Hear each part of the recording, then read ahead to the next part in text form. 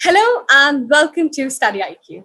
This is Divyanshi Shrivastava और आज मेरे साथ इस इंटरव्यू सेशन में जुड़े हैं Ashutosh Kumar, who has secured AIR-1 in ISRO RSC for the post of Scientist C. Lots and lots of congratulations, Ashutosh. Thank you for having me. The pleasure is all ours to have you and listen about your journey. सबसे पहले किस तरीके से आपकी journey की शुरुआत हुई? How is the feeling ISRO AIR-1 for the post of Scientist C? How does it feel? It feels kind of good. अच्छा लगता है. होली के दिन रिजल्ट आया तो खुशी तो दुगनी हो गई. आशुतोष अपने बारे में थोड़ा सा बताएं. I did my BTech from DIT Mesra in 2015. उसके बाद मैं दिल्ली चला गया तैयारी करने के लिए अपने ESEN गेट प्रिपरेशंस के लिए. उसके बाद मैंने 2017 में IIT ISM धनबाद एमटेक के लिए ज्वाइन कर लिया. उसके बाद मैं इंडियन रेलवेज के साथ काम कर रहा था. मैं मिनिस्ट्री ऑफ डिफेंस ज्वाइन करने ही वाला था, बट इसरो के रिजल्ट्स आ गए और अब मैं directly ISRO RDC for the post of scientist C join करूंगा. जैसे आपने बताया कि you are preparing for ESE, तो किस तरीके से मोटिवेशन इसरो के लिए आया? मतलब हम सभी को पता है it's the most reputed and most prestigious institution we have in India, but किस तरीके से, क्या हमेशा से ये चाइल्डहुड था ड्रीम कि इसरो में जाना है? एग्जैक्टली. प्रिपरेशंस तो ESE के लिए चल रही थी, बट पैरेलली इसरो के लिए भी प्रिपरेशंस, इसरो गेट के लिए भी प्रिपरेशंस चल रही थी. तो इस बार 2019 में, क्योंकि ये रिक्रूटमेंट 2019 का है, तो सीट्स क्वाइट हैंडफुल. मैकेनिकल के लिए ऑलमोस्ट 130 सीट्स एंड RSC के लिए 4 सीट्स, जिसमें मेरा हुआ है. तो मैंने सोचा why shouldn't I give it a shot.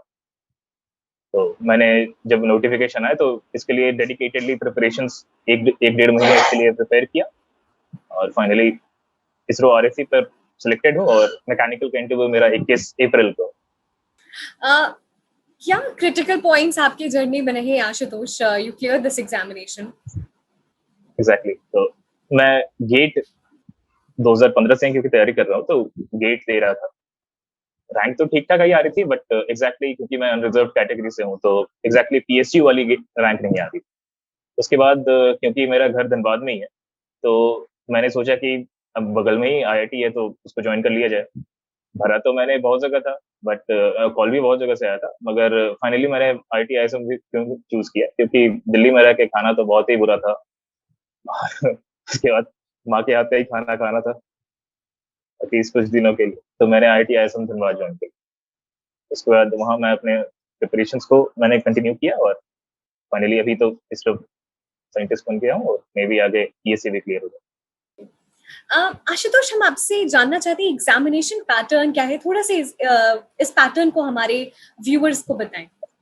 Examination में 80 क्वेश्चंस रहते हैं, जो कि 90 मिनट्स का टाइम होता है, उसमें सॉल्व करने पड़ते हैं. क्वेश्चंस गेट लेवल के होते हैं और आपके पास कोई कैलकुलेटर भी नहीं होता है. तो आपको एग्जाम में उस माइंडसेट के साथ जाना पड़ता है कि 90 मिनट्स में 80 क्वेश्चंस, जिसमें कैलकुलेशन भी करना है, कुछ थ्योरेटिकल क्वेश्चंस भी रहते हैं, मगर आपको एक गुड नंबर ऑफ अटेम्प्ट्स देने हैं, क्योंकि यूजुअली कट ऑफ काफी हाई रहता है. यानी कि जो कैंडिडेट गेट की भी प्रिपरेशन कर रहे हैं वो इस एग्जामिनेशन को दे सकते हैं. एग्जैक्टली, क्योंकि questions almost similar to GATE रहते हैं. इनफैक्ट कुछ क्वेश्चंस तो कहीं दोनों जगह रिपीट भी हो जाते हैं. तो जो गेट का प्रिपरेशन, जो स्टूडेंट्स गेट के प्रिपरेशन कर रहे हैं, उनके लिए इसरो एक अच्छा ऑप्शन, क्योंकि ऐसा बस 2-4 ही टॉपिक है जो स्पेशल पढ़ना पड़ता है, बाकी ऑलमोस्ट 90% सिलेबस गेट का ही. आशुतोष, कितने अटेम्प्ट्स एक कैंडिडेट इसरो में दे सकता है? अटेम्प्ट्स का कोई रेस्ट्रिक्शन नहीं है, बट एज लिमिट है 35 years for the general category and for the other categories आपका कुछ आपको एक्सेप्शन मिलता है. आशुतोष, जैसे मैं आपसे एक चीज पूछना चाहती हूँ कि एक माइंडसेट होता है कि ISRO is one of the most reputed organisation, तो शायद बहुत बार ऐसा होता है कि people do not attempt the test, exam ही नहीं देते. तो इस माइंडसेट के बारे में थोड़ा सा बताइए. क्या जो माइंडसेट के बारे में बात करी हो, क्या सही है या फिर एक थोड़ी सी मिथ है कि ऐसा होता होगा? एग्जैक्टली. ये क्योंकि मेरे साथ भी हुआ है तो मैं बता सकता हूँ, क्योंकि 3 ऐसे ऑर्गेनाइजेशंस हैं, इसरो, बार्क, NPCIL, तीनों काफी कॉम्पिटेंट है. और मैं यूजुअली इसरो और बार्क के फॉर्म्स नहीं भरता था, क्योंकि मुझे लगता था कि काफी टफ है, तो अपना तो होना नहीं है. तो इस बार मैंने दूसरी बार इसरो का फॉर्म भरा है. पहली बार अनलकीली मेरा रिटन में सिलेक्शन नहीं हुआ था, बट ये दूसरी बार मैंने भरा और इसरो आरएसी में selection. These are all kind of myths, like आप अपॉर्चुनिटी आपको भरना चाहिए। At the end of the day ऐसा ज्यादा से ज्यादा सिलेक्शन ही नहीं होगा और क्या। डेफिनेटली अगर हम पहले से ही अपनी एक माइंडसेट बना लेते हैं, धारणा बना लेते हैं कि काफी डिफिकल्ट एग्जामिनेशन है, तो फिर it becomes very difficult automatically. इससे पहले it's important to give it a try. Exactly कुछ एग्जैक्टली।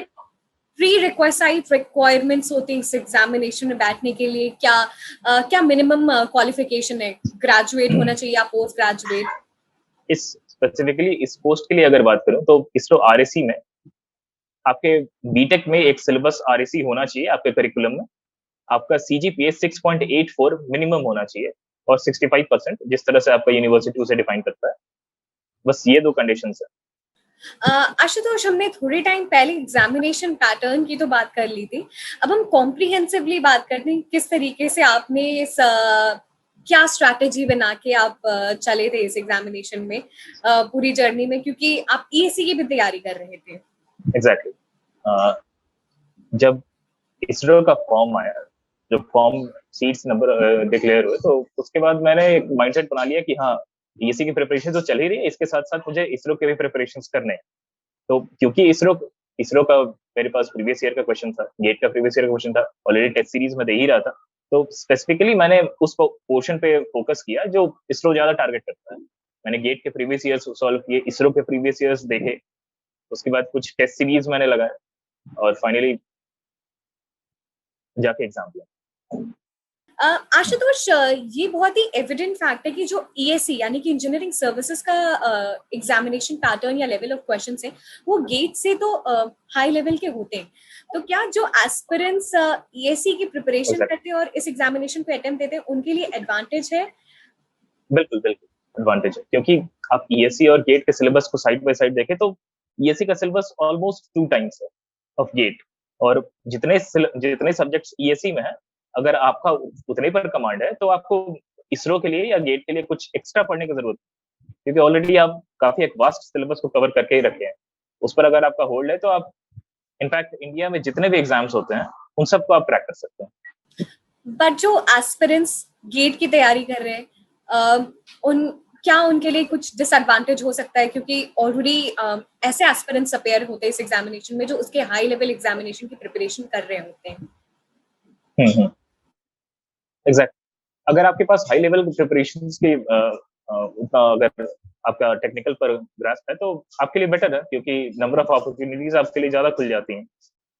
अगर आप सिर्फ गेट को लेकर ही चल रहे हैं तो आप लिमिटेड हो जाते हो कि बस गेट के इक्विवेलेंट जितने भी एग्जाम्स हैं आप बस उन्हें ही क्रैक कर सकते हो। अगर आप ईएससी को लेकर प्रिपेयर कर रहे हो तो क्योंकि सिलेबस ज्यादा है, क्योंकि आप कंटेंट ज्यादा पढ़ते हो, तो आपके लिए और भी अपॉर्चुनिटीज खुल जाती हैं।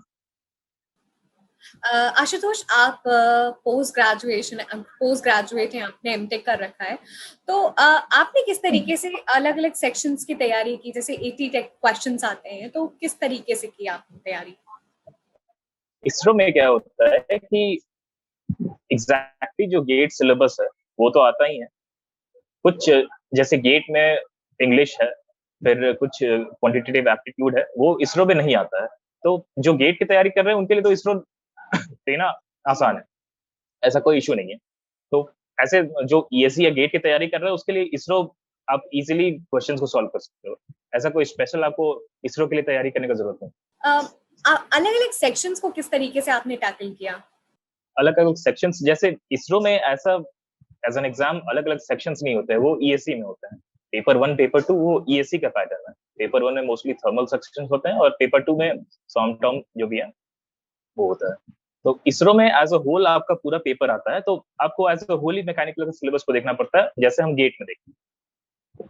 उसमें कुछ 10-12 सब्जेक्ट्स हैं, उनको आपको प्रिपेयर करना होता है एग्जाम में। हाँ, जैसे गेट में है उस तरह से इसरो में है कि कुछ सब्जेक्ट्स ज्यादा पूछे जाते हैं, कुछ कम पूछे जाते हैं। तो अगर किसी को प्रेफरेबली तैयारी करना है तो कुछ सेक्शंस पे वो ज्यादा फोकस कर सकता है जहाँ ज्यादा वेटेज ऑफ क्वेश्चंस होते हैं। और अगर टाइम कम है तो आप उस सेक्शंस को पे कम फोकस कीजिए जहाँ क्वेश्चंस नंबर ऑफ क्वेश्चंस बहुत कम पूछे जाते हैं। आपकी क्या स्ट्रैटेजी रही है और आपने क्या सोर्सेस को रेफर किया है? क्योंकि मैं पहले से ईएससी की तैयारी कर रहा था, तो मेरे मेरे पास ऑलमोस्ट सारे सब्जेक्ट्स के एक वेल अबाउट नॉलेज था। तो अगर फिर भी अगर कोई स्टूडेंट अगर तैयारी कर रहा है तो मैं उसे कहूंगा कि आप एक बार इसरो के पेपर को एनालाइज करो। जिस सेक्शन से ज्यादा क्वेश्चंस पूछा जाता है उन पर ज्यादा फोकस करो। जिन सेक्शन से कम क्वेश्चंस पूछा जाता है उन्हें आप उन्हें भी एनालाइज करके रखो। ज्यादा टाइम आप उन सेक्शंस को दो जहां से क्वेश्चंस ज्यादा पूछा जा रहा है, maths, production sciences, thermal sciences. आप मटेरियल साइंस जहां से एक या दो क्वेश्चन है उसको आप उस पर फोकस कम करो और उन पर फोकस ज्यादा करो जहां से क्वेश्चन ज्यादा आ रहे हैं। क्या स्पेसिफिक गाइडेंस की जरूरत है या फिर if you are soulfully dedicated अपने बीटेक से ही तो इट वुड डू? सिलेबस तो बीटेक का ही है। कुछ लोग बिना कोचिंग के भी क्रैक कर लेते हैं, कुछ लोगों को थोड़ा असिस्टेंस चाहिए होता है तो वो कोचिंग करते हैं। क्योंकि मैं दिल्ली में पहले था लगभग 1.5 साल तक, तो ऑलरेडी मेरा वो कोचिंग जो हेल्थ का पोर्शन था वो तो कोचिंग का पोर्शन हो ही गया था।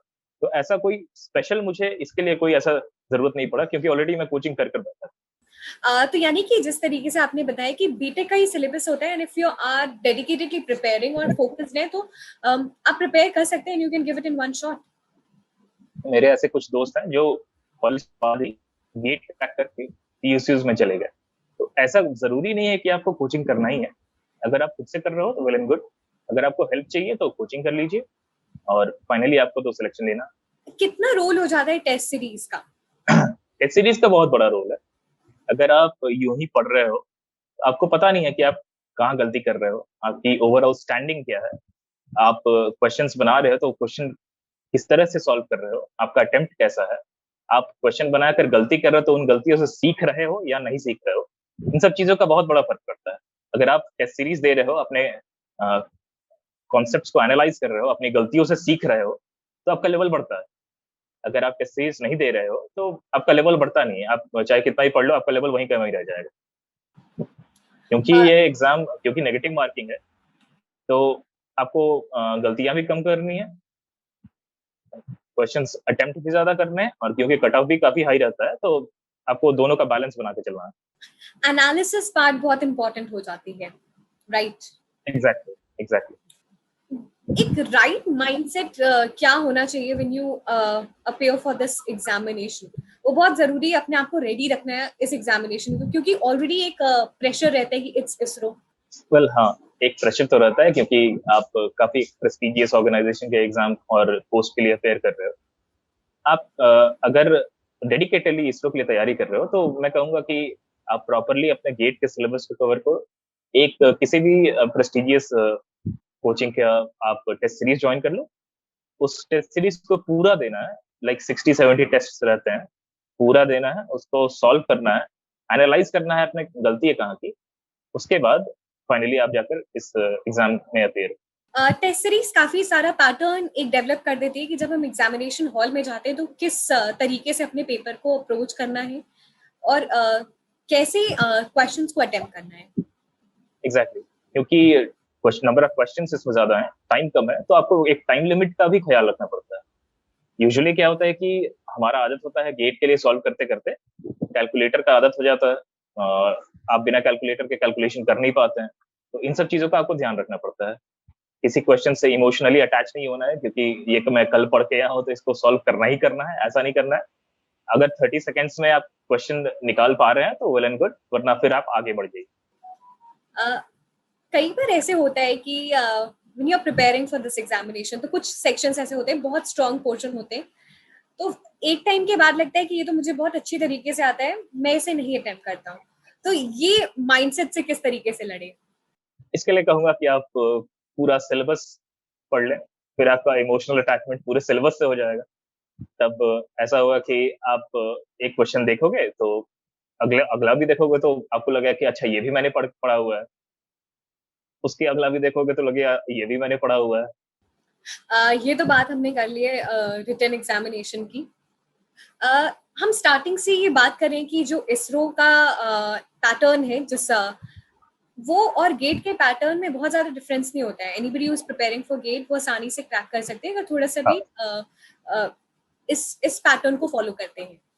बट गेट का एग्जामिनेशन ऑनलाइन होता है और इसरो आरएसी का examination offline. RAC and mechanical and every other like branch सब ऑफलाइन होता है। तो इसमें थोड़ा सा एक्स्ट्रा टाइम रखना ही है क्योंकि आपको ओएमआर भी भरना पड़ता है। एग्जैक्टली आपको ओएमआर भी भरना है, कुछ वो टीचर्स आपके वो साइन करवाने के लिए ले आएंगे, आपको उसको भी फिल करना है। तो लाइक 5 to 10 मिनट्स मिनिमम जाते हैं, 15 मिनट्स भी कुछ लोगों के जा सकते हैं। अगर आप केयरफुली ओएमआर भरेंगे तो आपको एटलीस्ट 10 मिनट्स लगते हैं, क्योंकि अब उसमें ये भी नहीं करना है कि बी का सी भर देना है तो आपका वो नेगेटिव हो जाएगा, जानते हुए भी वो आपका गलत हो जाएगा, क्योंकि 1/3 भी तो नेगेटिव है। एक क्वेश्चन सही है तो 3 नंबर, गलत हुआ तो 1 नंबर गया। जैसे ये एग्जामिनेशन 2 स्टेज में होता है, रिटन और इंटरव्यू। तो हम रिटन की तो बात कर लिए हैं, अब हम इंटरव्यू स्टेज पे आते हैं। किस तरीके से आपने अपने आप को प्रिपेयर किया था इंटरव्यू के लिए और किस तरीके से क्वेश्चंस पूछे जाते हैं? वेल, इसरो में क्या होता है कि जो रिटन टेस्ट होता है वो क्वालिफायर होता है, उसके मार्क्स फाइनल सिलेक्शन में ऐड नहीं होते। रिटन टेस्ट में अगर आपने एक मिनिमम कट ऑफ क्वालिफाई कर लिया तो आप इंटरव्यू के लिए इन है, और जो फाइनल मेरिट बनता है वो इंटरव्यू के बेसिस पे बनता है। इसरो आरएसी में क्या हुआ कि हमारा जो एग्जामिनेशन था वो 12 जनवरी 2020 का हुआ था।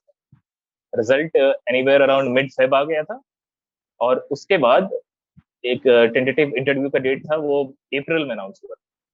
बीच में लॉकडाउन लग गया, उसके बाद लाइक 5 या 6 बार इंटरव्यू पोस्टपोन हुआ, और फाइनली जाके इंटरव्यू 9 फेब 2021 का हुआ। तो इस बीच काफी टाइम मिल गया था, ऑलमोस्ट 1 साल आप आराम से प्रिपेयर करके इंटरव्यू दे सकते थे। इनफैक्ट मैकेनिकल का भी ऐसा ही है, मैकेनिकल और आरएससी दोनों का एग्जाम एक ही दिन हुआ था, और मैकेनिकल का इंटरव्यू अब स्टार्ट होने वाला है, लाइक 7 और 8 अप्रैल से स्टार्ट होगा इंटरव्यू। तो एग्जाम और इंटरव्यू के बीच में ऑलमोस्ट 1.5 साल का टाइम हो गया। किस तरीके से अपने आप को इंटरव्यू बोर्ड के सामने प्रेजेंट करना है, क्योंकि when you know that interview is the decider? इस बार क्या था, यूजुअली इसका इंटरव्यू तो एक पैनल बैठा रहता है, 10-12 साइंटिस्ट रहते हैं, और आपको जाना है, आप गुड मॉर्निंग कह के अंदर जाते हो, आप सबके सामने बैठते हो। इस बार क्या हुआ, हमारा इंटरव्यू ऑनलाइन था, ये पहली बार हुआ इंटरव्यू। उसके बाद इसरो के वेबसाइट पर 17 सेंटर्स थे, रीजनल सेंटर्स। आप वहां जाकर इंटरव्यू वेन्यू अपना चूज करके आपको एक स्लॉट दे दिया जाता था, वहां जाकर आप इंटरव्यू आपको देना था। जब मैं रूम में घुसा तो मेरे सामने दो like really big LCD screen थी, और सामने कैमरा था, मेरे एक यू शेप टेबल पे एक माइक और एक स्पीकर रखा हुआ था, पीछे एक व्हाइट बोर्ड था, एक मार्कर। पूरा इंटरव्यू ऑनलाइन हुआ है, और मैंने जो आंसर्स दिए वो भी यूजुअली क्या होता है, वो आपको व्हाइट बोर्ड पर जाने बोलते हैं और क्वेश्चन सॉल्व करने बोलते हैं। बट इस बार ऐसा आरएसी में एटलीस्ट नहीं हुआ है, क्योंकि माइक आपके टेबल पर रखा रहता है, और अब जो बोर्ड रहता है वो काफी पीछे रहता है। तो आप एक क्वेश्चन मुझे वो पैनलिस्ट ने कहा था, तो मैं पीछे जाकर सॉल्व करने लगा, तो बोलने में काफी दिक्कत हो रहा था। लाइक 4 से 5 फीट पीछे व्हाइट बोर्ड था, तो मैंने बोर्ड पर बनाया, फिर भागकर इधर माइक में आकर बोल रहा था ऐसा ऐसा है, फिर भागकर बोर्ड पर गया, फिर सॉल्व किया। तो फिर पैनलिस्ट ने बोला कि it doesn't make any sense, तो फाइनली फिर मेरा इंटरव्यू बैठ कर ही हुआ। किस हमारा एक माइंडसेट होता है उस तरह का, क्योंकि यूजुअली यूजुअली ऐसे कुछ मॉक इंटरव्यूज भी होते हैं, तो यही सिखाया जाता है कि आपको दरवाजा खोलना है, परमिशन लेना है, फिर जाकर बैठना है, विश करना है, उसके बाद वो इंटरव्यू शुरू करेंगे। मगर इसमें ऐसा कुछ फॉलो नहीं हुआ। आप जाकर पहले बैठ गए थे, वो आपस में बात कर रहे थे, उसके बाद वो खुद उन्होंने इनिशिएट किया इंटरव्यू, और फिर इंटरव्यू होने लगा। इनफैक्ट इसमें तो ये भी नहीं पता है कि चेयरमैन कौन है, तो आपको सबसे पहले किसको विश करना है, ये सब थोड़ा सा इशू हो जाता है। किस तरीके से अपने आप को काम एंड कंपोज रखे इस इंटरव्यू में? तो जब मैं इसरो के सेंटर पे पहुंचा, उस समय तो लाइक फेब था, ठंड था काफी, but I was really sweating. तो उसके बाद वहां पर जो लोग थे वो they told me to calm down, they gave me tea, biscuits and everything. उसके बाद हमारा इंटरव्यू लाइक 2 बजे शेड्यूल था, और मेरा इंटरव्यू स्टार्ट हुआ 5, 5:15 बजे, because the panelist way busy, क्योंकि सारा सारा इंटरव्यू ऑनलाइन ही चल रहा था। वो अहमदाबाद का इंटरव्यू पहले चल हमारे से पहले हुआ। उसके बाद जब वो फ्री हुए तो हमारा इंटरव्यू लाइक 5, 5:15 बजे शाम में शुरू हुआ। तो मैं लाइक बाहर बैठा हुआ था, कॉन्फ्रेंस रूम के बाहर। अब ड्यू टू कोविड रिस्ट्रिक्शंस वो मुझे कहीं घूमने भी नहीं दे रहा है, मैं ऐसे सीट पर बैठा हूँ। अब जब खड़ा हो जाऊं तो वहां जो खड़ा था वो कह रहा नहीं आप बैठ जाइए, कहीं जाना नहीं है आपको। उसके बाद जैसे चेयर से उठे तो वो सब चीज सैनिटाइज कर रहा है, हिलने भी नहीं दे रहा है। अब इधर पूरा पर्सपिरेशन हो रहा है, तो लाइक फिर फाइनली दरवाजा खुला, वो अंदर से एक मैम ने बोला कि हाँ आप जाकर बैठिए, तो फिर फाइनली वो आप काम हो जाते हो। जब आप आंसरिंग मोड में आते हो तो आप काम हो जाते हो, बट उसके पहले थोड़ा होता है। हाँ आशुतोष, हमने रिटर्न इंटरव्यू टेस्ट के बारे में तो बात कर ली। Thank you for sharing your journey. आप क्या सजेशंस, क्या मैसेज देना चाहते हैं उन एस्पिरेंट्स को जो इस एग्जामिनेशन की प्रिपरेशन कर रहे हैं, ISRO RSC for scientist C exactly. Post? अगर अगर आपने मन बना लिया है इसरो का, तो सबसे पहले मैं बोलूंगा कि आप इसरो के प्रीवियस ईयर पेपर्स को एनालाइज कीजिए, क्वेश्चंस कहाँ से आते हैं, प्रीवियस ईयर गेट को एनालाइज कीजिए, कुछ जो रेलिवेंट सेक्शंस हैं उन पे ज्यादा फोकस कीजिए, टेस्ट सीरीज दीजिए और डेडिकेटेडली तैयार कीजिए, तो फाइनली सिलेक्शन हो जाए। प्रीवियस ईयर्स पेपर्स को एनालाइज करना ये बहुत इंपॉर्टेंट हो जाता है इस एग्जामिनेशन में। एंड अगर आपने डेडिकेटेडली मन बना लिया तो आप जरूर इसे अटेम्प्ट करें फुल ऐसे इस एग्जाम में आप किसी भी एग्जाम में अगर अपेयर कर रहे हो तो आपको एटलीस्ट पिछले 10-12 साल के प्रीवियस पेपर्स को एनालाइज करना ही पड़ता है। क्वेश्चंस कहाँ से आ रहे हैं, कैसे आ रहे हैं, लाइक आप ईएससी दो, सिविल सर्विसेज दो, जो भी दो, तो आपको एक एनालाइजेशन तो आपको खुद से एनालाइज करना ही पड़ता है, और उस हिसाब से स्ट्रेटेजी बनाना पड़ता है कि किस सेक्शन से ज्यादा क्वेश्चन आ रहा है तो किस पर ज्यादा फोकस करना है, और कहाँ से अगर फोकस ना भी हो तो काम चले। तो ये होमवर्क तो आपको खुद को करना। Thank you so much Ashutosh for sharing your journey. मुझे लगता है जितने भी एस्पिरेंट्स इस एग्जामिनेशन को टारगेट कर रहे हैं ISRO RSC for the post of scientist से, वो अपने आप को काफी हेल्पफुल मानेंगे आपकी स्ट्रैटेजी से, आपकी लर्निंग से, आपके एक्सपीरियंस से।